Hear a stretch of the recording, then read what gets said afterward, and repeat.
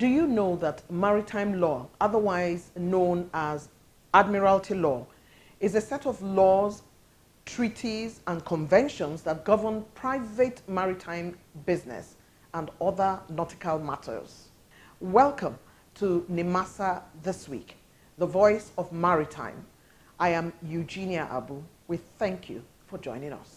Any vessel operating coastal voyage in Nigeria must mandatorily have on board the following: vessel logbook, vessel port of call, vessel particulars, which include registry certificates, safety equipment certificates such as safe manning certificates, builder certificates, load line certificates, tonnage certificates, radio certificate, insurance certificates, classification certificates, passenger ship safety certificate, service certificate, cargo ship certificate, and waiver certificates or receipts. Vessel owners, captains, shipping agents, and members of the public are advised to note and comply. This is NIMASA This Week. Our regulars, maritime nuggets and maritime facts will be on our lineup today, and as usual, we will be bringing you DG's Diary, where you get to see the activities of Dr. Bashir Jamo, Director General of NIMASA. Do stay with us.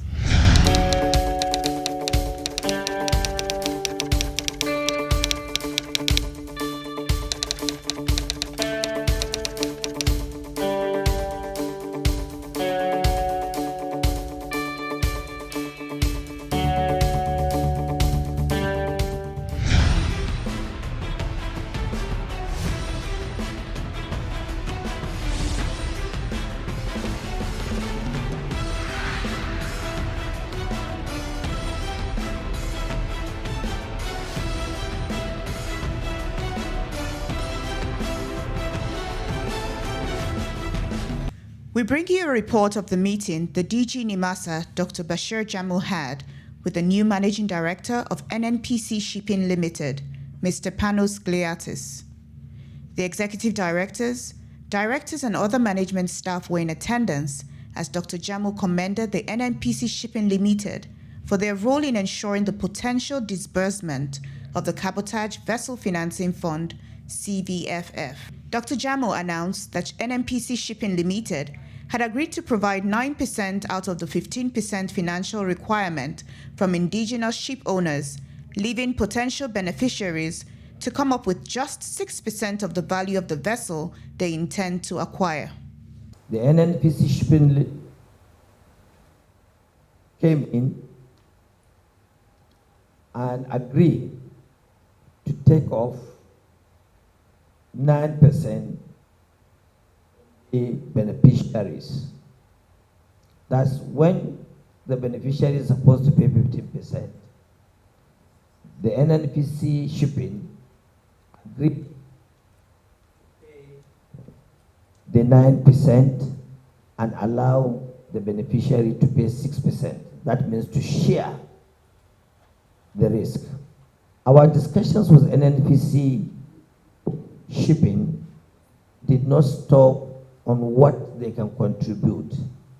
We also involve them in negotiating the interest rate.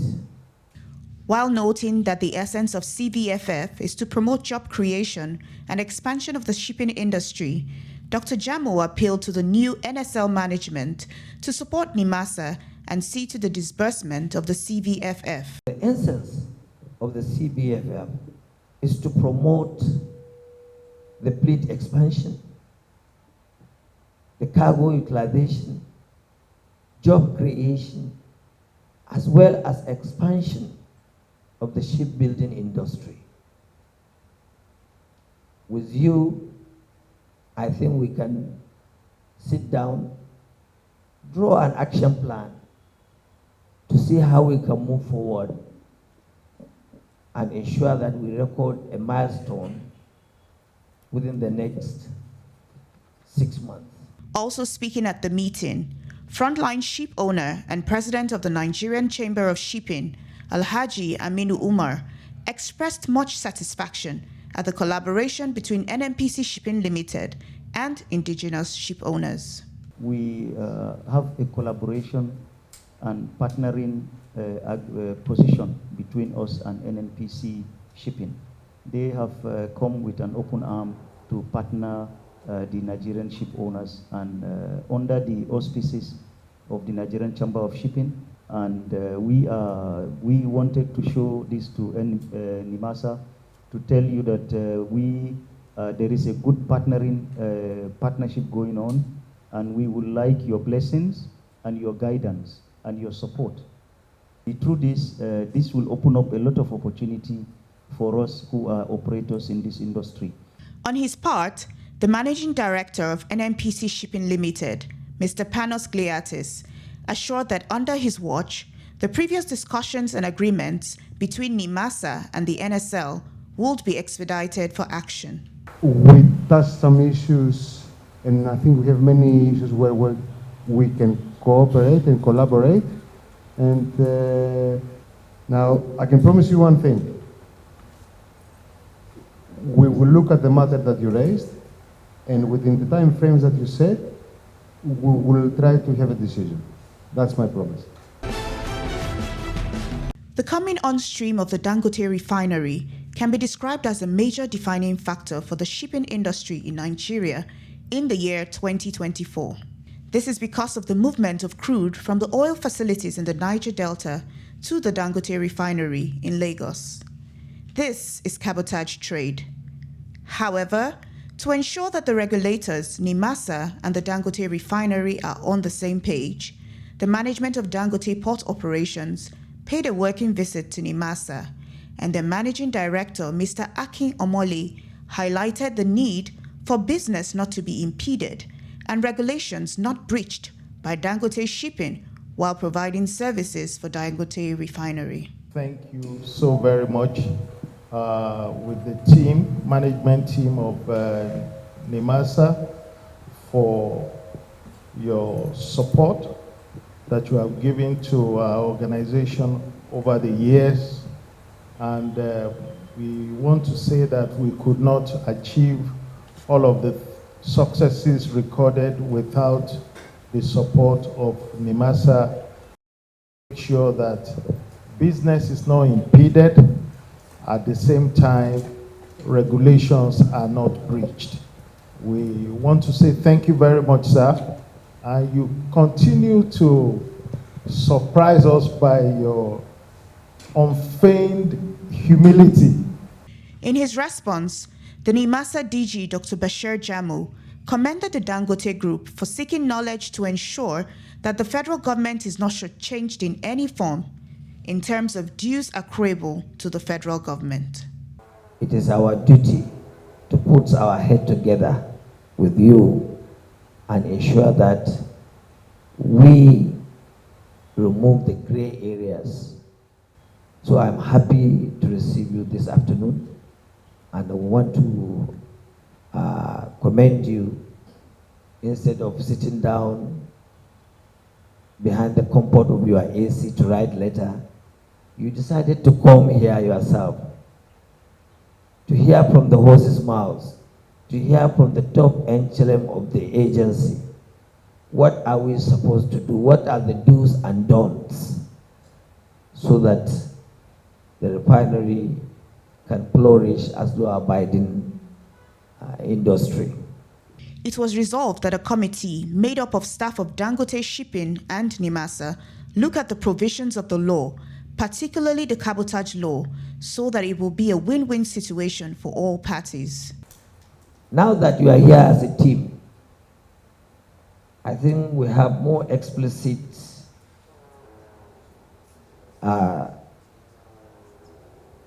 reportage on the way and manner this act can be implemented and the guideline can be utilized. I want to suggest that we have a joint committee between the agency and the Dangote refinery.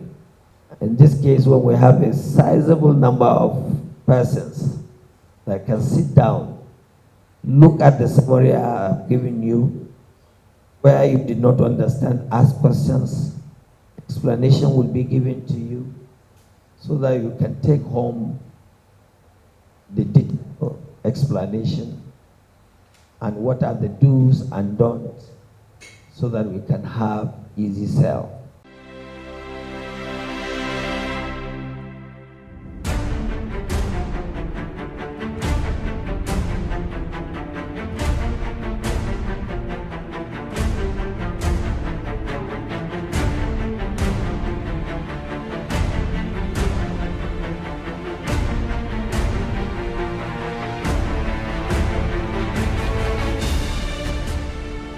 You're watching NIMASA this week, the voice of maritime. This program is a program specially packaged to bring you knowledge and activities surrounding the Nigerian Maritime Administration and Safety Agency. Don't go away. The Hong Kong Convention is aimed at ensuring that ships, when recycled, after reaching the end of their operational lives, do not pose any unnecessary risk to human health and safety or to the environment.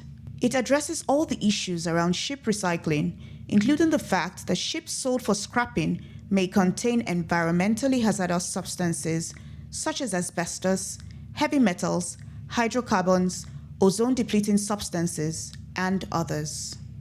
Here in Nigeria, the Nigerian Maritime Administration and Safety Agency, NIMASA, is the agency of government responsible for regulating ship scrapping in Nigeria.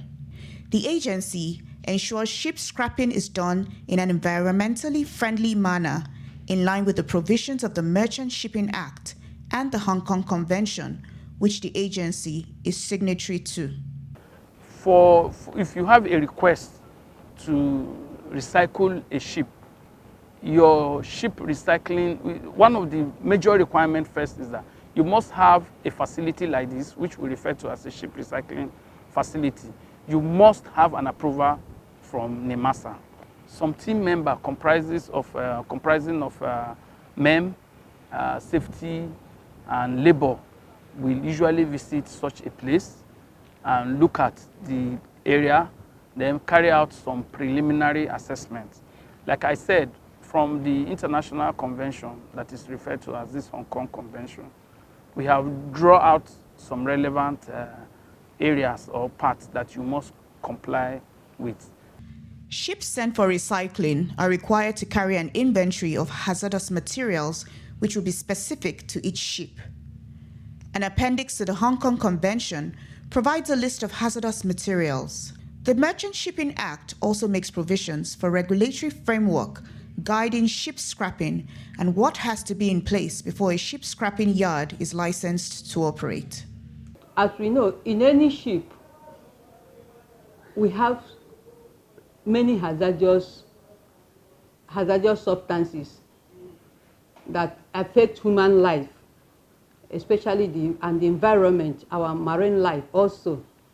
So what we do is that we commence our monitoring prior to this ratification. We took inventories of what is happening around us, and then we have been monitoring, sensitizing stakeholders on the need for this. There's an international convention that is known as the Hong Kong Convention. So this international convention treats from beginning what you should do with a ship that is no longer useful or that are slated for breaking, from beginning to the end. So this international convention takes care of every step to be taken from the beginning to the end. So but as an agency saddled with safety, like I said, we have equally developed our own national regulation. So one, if you have a request to recycle a ship, your ship recycling, one of the major requirements first is that you must have a facility like this, which we refer to as a ship recycling facility. Ship recycling yards are by law required to provide a ship recycling plan to specify the manner in which each individual ship will be recycled, depending on its particulars and its inventory. NIMASA this week paid a visit to Raji Recycling Industry, a ship recycling yard approved to operate by the agency.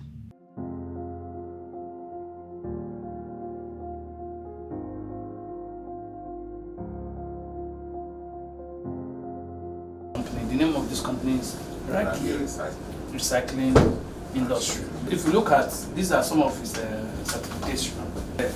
Usually before any ship arrival for ship recycling, so he groups some relevant staffs. It could be agency, it could be his staff members into this room. Then he will give a preamble. Look, this is what I'm expecting. This is what is most likely.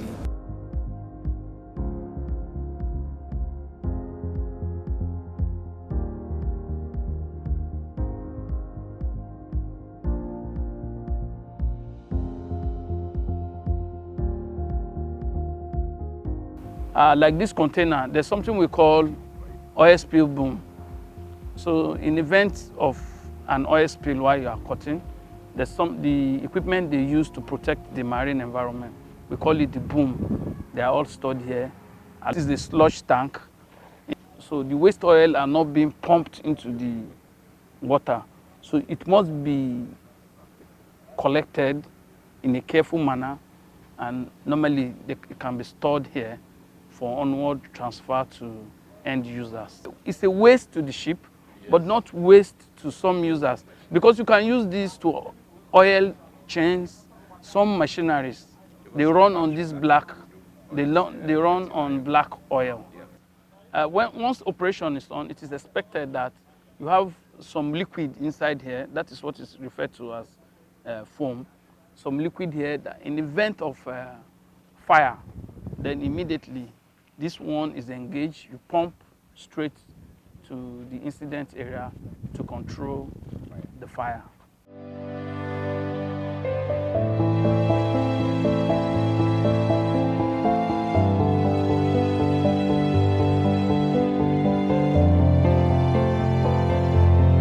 Properly. Now, this brings us to ship recycling. So what's ship recycling? Of course, in a very simple language, it is a process on which a ship that has attained the ends of its useful life on water is brought for breaking. I mean, it's a process by which you can dispose of ships that are no longer functional or meant for the purpose for which they were designed for. It could be as a result of old age. It could be as a result of injuries sustained while on operations. So once it is no longer deemed economical for passage, then the next thing is, what do we do with this ship? You could, of course, in some other places, you could sink such a ship for what we call artificial reefs, depending on your motive as a nation. But for economic reasons, of course, it's not a total waste. It is usually brought to facilities like this to be broken into pieces. And ours, as a safety agency, as Maritime Administration, saddled with responsibility of ensuring that the marine environment is protected, that the safety of people on board that works on that ship are protected, that the laborers that you employ to carry out this job are protected. Of course, ours is purely regulation.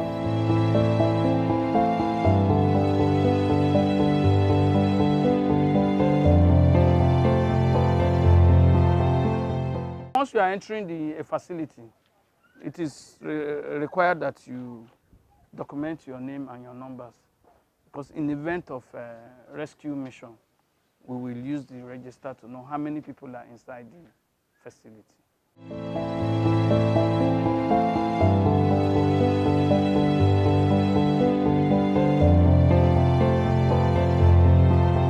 So this is an example of a ship being scrapped, all right? So following their documentation with us, this is the process of commencing ship scrapping. So for you to, because of the nature of this ship, actually this is a barge, okay? So because of its nature, you have to first create what is called a vent. Can you see? This hole is a vent. The reason is that as you are engaging on fireworks, there will be a lot of heat that will be generated. So if it is not well ventilated, it could explode. This is a twin generator. They're 1,000 kVA each. So it will equally be decommissioned. Like I said, things like this can be reused by some other industries. So this is the process of cutting. You can see the sheep being cut. So once this a proper demarcation is achieved, the crane will now come down and pick it up.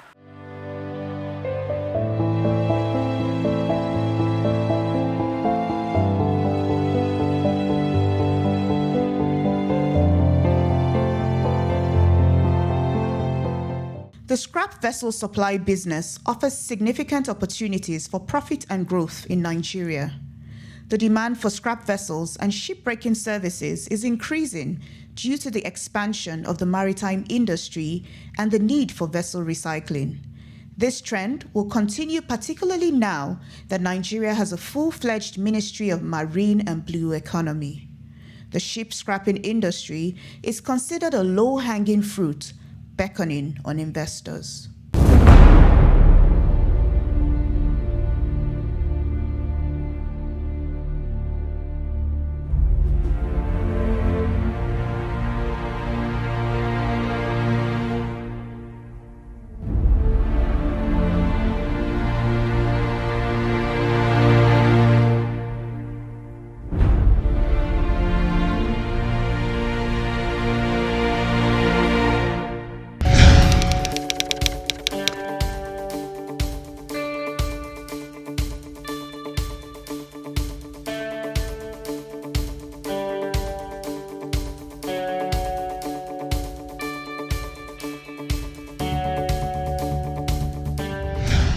The NIMASA NSDP program is on course, and we have our students in school now, those that are still having their classroom studies, the ones in India, and some in Greece. We have them in school. Hello everyone, I am Gala Constant Ejiro. I study Bachelor of Science in Marine Engineering under the Nigerian Seafarers Development Program Division of NIMASA. I am a NIMASA NSDP scholar from the University of Perpetual Health System, Bachelor of Marine Transportation, Bachuma. I recently obtained my BSc Honor in Marine Operations from Marine School Celsius in collaboration with the University of Sunderland, United Kingdom. May I please use this medium to send my unfeigned appreciation to the current and the erstwhile hierarchies and ranks of Introducing the NIMASA Distress Response Call Lines for all maritime stakeholders, ship owners, seafarers, ship captains. Whatever your challenge or distress in the Nigerian maritime domain, please call 0803 0685 167, 0708 0005 956, 0700 0700 010. If you can't reach us on these lines, please call 0700 0700 020, 0700 0700 030. Also via VHF Radio Channel 16. Call and NIMASA will respond. It is my prayer that your 2024 got to a good start. That's my prayer for everyone watching this program. This is NIMASA This Week. What are you anchored on this week? I am anchored on hard work. Hard work yields a lot of goodies. So let's put our hands on the plow and work hard to make Nigeria better. On behalf of the hard-working team of NIMASA This Week, my name is Eugenia Abu. Thank you for being with us.